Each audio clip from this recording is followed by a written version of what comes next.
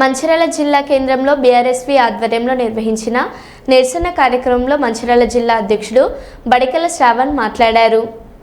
ఈ గ్రూప్ 1 పరీక్షలో జరిగినటువంటి అవకతవకలకు సంబంధించి మంచిర్యాల జిల్లా బీఆర్ఎస్ పార్టీ అధ్యక్షులు గౌరవనీయులు మాజీ ప్రభుత్వ విప్ అన్న బాల్కా సుమన్ గారు, మా బీఆర్ఎస్వి రాష్ట్ర అధ్యక్షులు అన్న గెల్లు శ్రీనివాస్ యాదవ్ ఆదేశాల మేరకు కూడా ఇవాళ మేము బీఆర్ఎస్వి ఆధ్వర్యంలో మరి జిల్లా కేంద్రంలో ఉన్న అంబేద్కర్ విగ్రహానికి వినతి పత్రం సమర్పించి ఇక్కడ కూడా మేము నిరసన వ్యక్తం చేయడం జరిగింది. తెలంగాణ రాష్ట్రంలో కాంగ్రెస్ ప్రభుత్వం ఏర్పడిన తర్వాత ముఖ్యమంత్రి రేవంత్ రెడ్డి నాయకత్వంలో విద్యార్థుల నిరుద్యోగులను మోసం చేయడమే కాకుండా తెలంగాణ ప్రాంతంలో నిర్వహించేటువంటి తెలంగాణ పబ్లిక్ సర్వీస్ కమిషన్ అనేది ఇవాళ రేవంత్ రెడ్డి చేతిలో, ఈ కాంగ్రెస్ ప్రభుత్వం చేతిలో కీలుబొమ్మలాగా మారి ఇవాళ తెలంగాణ ప్రాంతంలో ఉన్నటువంటి నిరుద్యోగులకు కూడా అన్యాయం చేయడం జరుగుతూ ఉన్నది.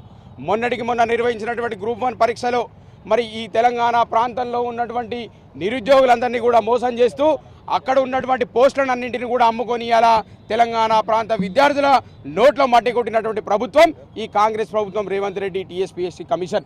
మరి ఈ టీజీపీఎస్సీ కమిషన్ మేము డిమాండ్ చేస్తూ ఉన్నాం. తెలుగు మీడియం చదివినటువంటి విద్యార్థులకేమో అన్యాయం చేస్తూ ఇలా ఇంగ్లీష్ మీడియంలో చదివినటువంటి 8,000 మంది విద్యార్థులు, మరి అక్కడ ఉన్నటువంటి 76 మంది విద్యార్థులు ఒక్కొక్క పోస్టుకి ఇలా 3 కోట్ల రూపాయలు తీసుకొని దాదాపు 1,700 కోట్ల రూపాయలు వసూలు చేసినటువంటి ఈ కాంగ్రెస్ ప్రభుత్వం, రేవంత్ రెడ్డి ఈ కమిషన్ వెంటనే ఈ కమిషన్ చైర్మన్ రాజీనామా చేయాలని చెప్పి మేము డిమాండ్ చేస్తూ ఉన్నాం. ఈ గ్రూప్ 1లో జరిగినటువంటి అవకతవకలకు నైతిక బాధ్యత వహిస్తూ కూడా ఈ చైర్మన్ రాజీనామా చేయాలి.